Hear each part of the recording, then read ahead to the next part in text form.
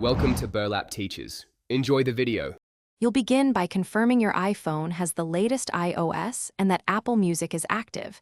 This ensures song availability. Open the Clock app and tap Alarm, then the plus button to create a new alarm. Once in the Alarm editor, tap Sound and choose Pick a Song. This links directly to your music library. Make sure you're signed in to the same Apple ID used for your subscriptions, because otherwise songs may not appear. This step prevents missing track issues. Now focus on selecting the right track. Search or browse Apple Music and pick the exact song you want as your alarm so it wakes you reliably. Tap the track, confirm by tapping Done or the check mark, and return to the alarm screen. This stores the choice. Once done, set repeat days, a clear label, and verify your volume. Make sure Do Not Disturb won't mute alarms. If you use bedtime or focus modes, double-check their settings to allow alarm sound playback.